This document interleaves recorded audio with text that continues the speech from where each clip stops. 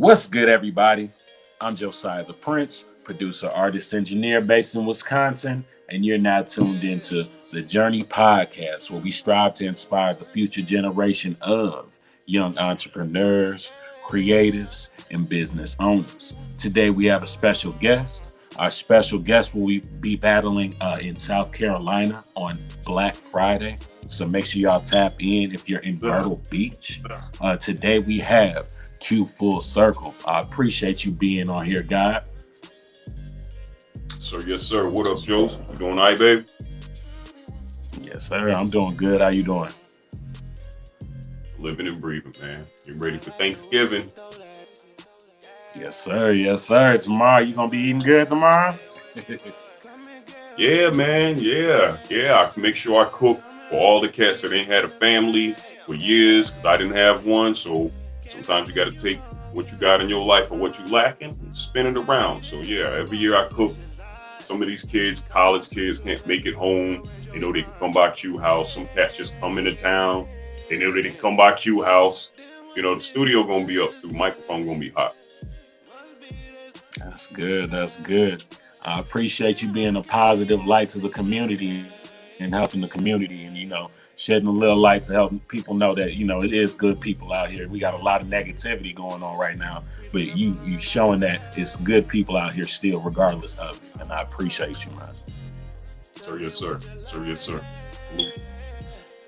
All right, I'm gonna get right into this interview. So my question to you is, where did the name Q FullCircle come from? Nickname when I was young. Kind of, I guess, some of the things that I did in life in the letter Q. Kind of like you get a nickname as a child and then you grow into it later on. So there's an old Redman song, and I'll be that. And he said, my first name must be He Ain't Shit, because every time the females come around, they be like, he ain't shit, I'll be there. And then the second part of that song, he said, my first name must be Fa Q, because my name's Fahim. People call me Fa. So when he said my first name must be Fa Q, because every time I come around, the females be like, Fa Q. So it started there. Right. People were calling me Q. You know what I mean? So then later on, after my parents died, I just try to bring people together, co-involvement between gangs, Hells Angels, Bloods, Crips. I just put them in the same studio and let them talk their problems out. And that's when people started calling me FullCircle. And what I tell them all, if you a Blood and you hate a Crip because he's blue, if you a Crip and hate a Blood because he's red, you're no different than a racist. Largest gang in America is what? Right. The boys in blue, the police. So if you're doing something to take care of your community, I'm doing something to take care of my streets. You know what I mean? If we hustling and doing this and that, and people that ain't part of that life are getting caught in the mix, then we as OGs have to bring that structure and talk to these young boys like, look, man, it's not a lot of avenues for people that look like us, but we can at least be better at watching each other's back. That's true. That's so true.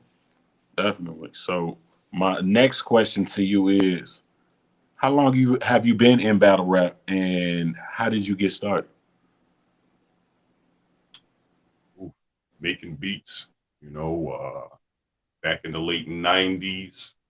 I'm from Denver, Colorado. I was born Air Force kid. My parents passed when I was about 16, and I moved to South Carolina.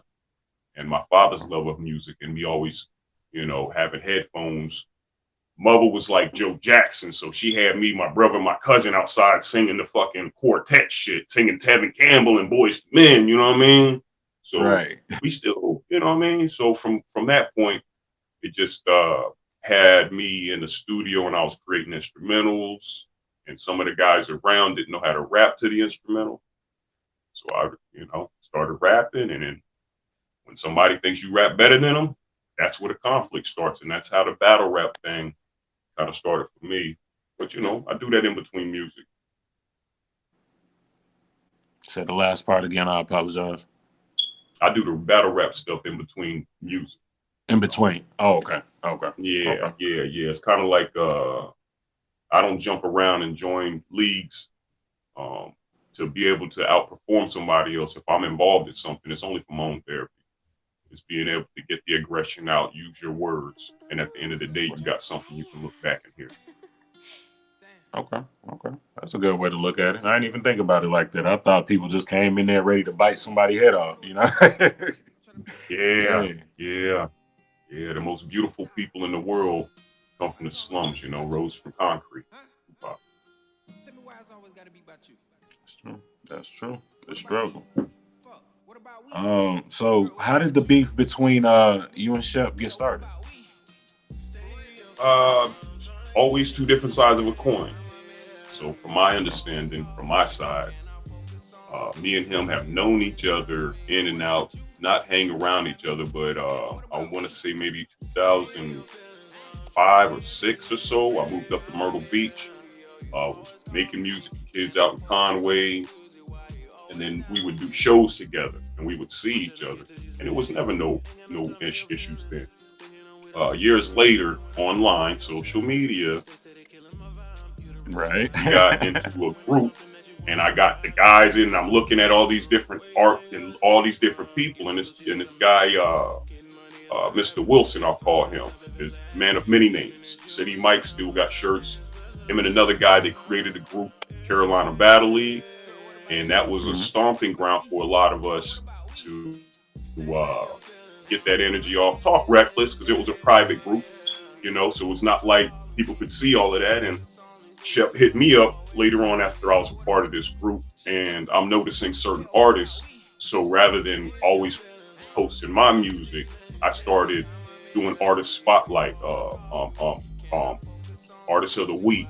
I would find different artists that I see in the group, and I'm not asking them anything. I'll go find their music and put it up front, line it up in a little video, put their name, their links to their music, whether it's SoundCloud or YouTube, on the actual video. And I would do 5 tracks a week, called it my Friday Five. So, you know, I was doing this my free time. And then I had artists start calling me and on that level. And then I think Shep might have called me wanting to be a part of the Battle League.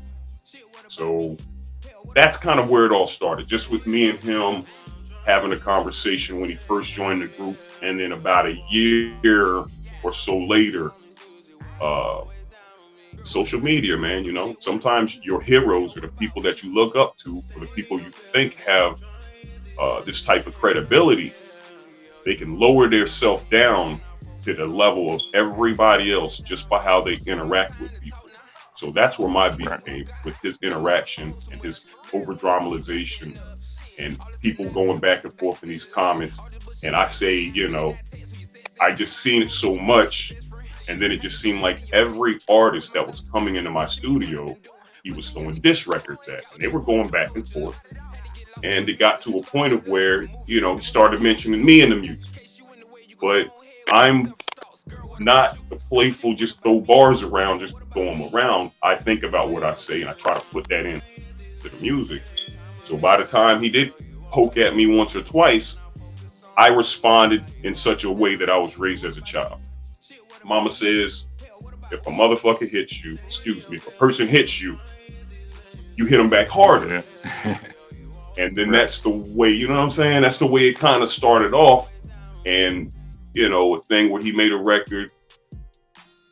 My mom and dad died. I got my own kids. I'm raising them, doing everything on my family. My skin's kind of thick because I'm a brat. I went to a lot of backgrounds. So things that were said about me didn't necessarily upset me. But in my mind, I'm like, oh, hell yeah. It's like Disneyland. This guy said Right. my wife or my kids. So now I'm like excited, like, wow, that means he opened the door so I can say anything I want. And Okay. regardless, I get Bet. this a lot. People are saying, well, Q, who did this first? Who did that first? You're in a battle league full of rappers that are aggressively talking about smacking and killing and doing this and that to each other. Right. And I'm not going on that level. I'm looking at it on a mental game. I'm going to talk about your insecurities because I don't care about the crowd. I want to see if I can get you to move, make you Right. respond, make you uncomfortable. And once I do that, I sit back. I've already won. Right. You planted your seed. Chess, not Yeah. checkers. So yes, sir. Yes, Already. sir. Yes, sir. So Yeah. let's say someone wants to battle you and they constantly talking mad shit, and now it's time to bite their head off. What's your process putting the bars together, and how do you get your material? It's a great question, brother. It's a great question. I go off of what I see another person do. I grew up playing video games, fighting video games, Street Fighter, the Mortal Kombats and all of this. And what I always learned is people aren't prepared to fight the person that they use. So if a guy uses, I don't know, say Tekken, the guy uses this guy Eddie, this guy spins around, dances with his legs. This person only knows how to attack. But once you can grab and do what somebody does better than them, they have no defense. So for me, I just sit back and look at what a person does, what they say to me, how they say it. And then all you got to do, social media, baby. If I click on your Facebook page and I see videos of music and not one video of your family, and I'm already going to be like, oh, well, I can take these shots just to see what lands. And then when the dust settles, now I have a more accurate description of what the next song is about. But I try not to get to that level because I'm learning not a lot of people have thick enough skin. People can take things from other people, but when somebody they don't like says the exact same thing, it's a problem. True. Yeah. Okay. Who or what inspired you to start getting into music or even just battle rapping in general?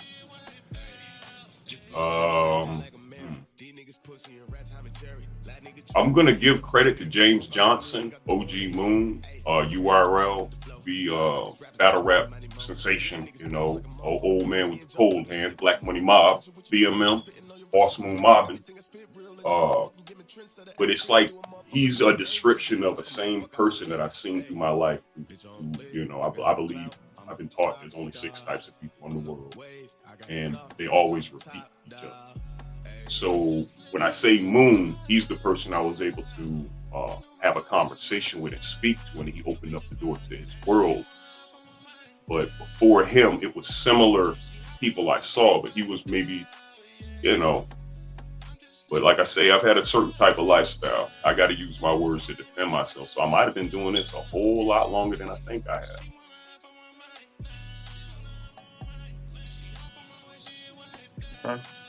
Okay. Top 5. Who's your top 5 favorite major battle rappers and top 3 local battle rappers, or just top 5 favorite artists? If you can't come up with the battle rapper. I'm gonna think about I'm gonna think about all of that because there's some guys that I see online. It's a white boy named Rone, Rone. The boy's cold blooded. He's like Tosh.0 mixed with Little Dicky. You know what I mean? The boy got crazy bars, but he's also comical. That's like a battle rapper I know currently, but old school. I'm old school, man. Cassidy, Cannabis, but said 3 people. But if I'm gonna go say a couple battles and the artists, I would have to say Big Punisher, Puerto Rican big boy from the Bronx, rest in peace, Pun, and all of Bone Thugs and Harmony. A little Scarface sprinkled in there, you know what I mean? A little Scarface sprinkled in there, but yeah. So, are you just a battle rapper? I mean, I know you're a producer and a singer and a songwriter, but is there anything outside of music you do in addition? Yeah, I try to hide. Nowadays, I tell people, hey, man, I'm not a rapper. I'm just a producer. Don't let the producer out make records. But I'm dealing with going between getting my first home buyer, trying to get into that level. So I've got audio equipment to make the instrumentals, but I haven't had the space because, my kids come first. So I record audio. I write songs, Spanish, gospel, country, do my hip hop thing, hard and heavy. So artist development, something I do. I got my homeboy Ron Slick, Day One Visuals. They doing a video thing out here on the beach. He's somebody that I looked out for me. You know, I was able to see this kid grow and blossom.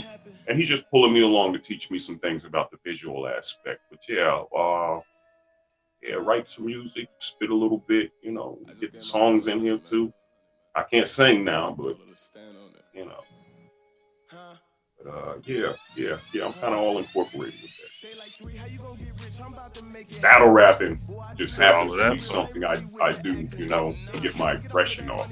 And I guess sometimes people like the negative over the positive. So they would rather, you know, hear that somebody biting somebody up rather than, yo man, let me teach you how to walk. True. So as a creative, we go through a lot of ups and downs. What drives you to keep going?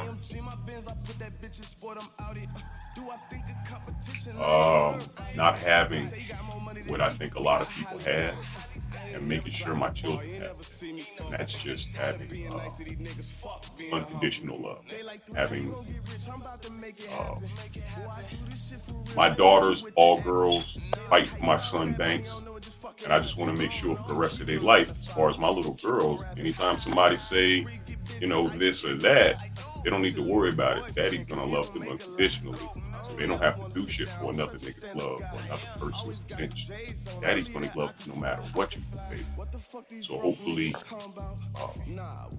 you know, it'll change something. But that's all. I do it for my kids and all the niggas that's quiet, all the people that sit in the background that are afraid to say something, that don't know how to put their words together. I do it for the silent and the niggas that's quiet. That's deep. I like that. That's deep. Is there any advice that you wish was given to you before becoming the creative that you are, that you would like to give to somebody that's just starting out now? Yes, sir. Make sure you never change from yourself. And if you are going to listen to somebody's opinion, understand it's just an opinion. Because you may look up to a person that opinion comes from. You may not necessarily question it, but yeah, you got to believe in what you feel and what you say over everybody else. I think that would be what I would say to my young self. Okay, that's good. That's good. I like that as well. Make sure y'all tap in with my brother. Free gems right there. Definitely tap in with Q FullCircle. He'll definitely be battling on Friday, Black Friday at 7 p.m., right? Yeah, boy. Yeah, boy. We're going to be doing it. We're going to be doing it. You got to understand. You feel me? Intelligence is the ability to adapt to change. Stephen Hawking. Let's go. Yes, FullCircle, yes. Black Money Mob. Gods. All right. That's gems, y'all. Make sure y'all tap in with my brother. Where can people find you and what you got going on? And are they going to be broadcasting the battle? Well, we're going to have hooked up with Keisha doing her thing and Chuck the Gub. They still pumping it out. You know what I mean? Y'all niggas moving as a unit and everybody staying in their lane. So y'all just keep perfecting. Keep doing your thing. Chance favors those in motion. And my music can be found Q FullCircle. You can put that on your YouTube. You can put that on your SoundCloud. We got music in 40 plus markets. There's another beat maker in the group of the gods, the realm of the gods. It's me, Theo McBain, Benny or Venom. We got my man Felon. We got Sirius. And Sirius is also a producer that's putting out music. So we're just trying to make sure we got the same titles. The Gods, DA space GODZ or GODZ. Or you just put Q space FullCircle on your Instagram stories, your Facebook stories, iHeartRadio, Spotify, Amazon, Apple Music, 40 plus markets. So all of it. So I've got at least 15 records right now that are in stores. And I got 100 songs on SoundCloud, 50 more on the YouTube. You want to see niggas jumping around and you get yikes. But we all pushing it. And in my group, the gods individually are all gods. We just happen to be a unit together. Black Money Mob. We under the same umbrella. Already. Make sure you tap in with my brother Q FullCircle and his peoples. You can find him on social media. You can find him on all streaming platforms. And if you're in Myrtle Beach, you can find him there. He'll be battling Shep Holmes on Black Friday. Y'all have tuned into the Journey Podcast. I appreciate y'all. Make sure you hit that like, that subscribe button, leave a comment, share. Like I said, tap in with my brother Q FullCircle, all right? Yeah, shout out.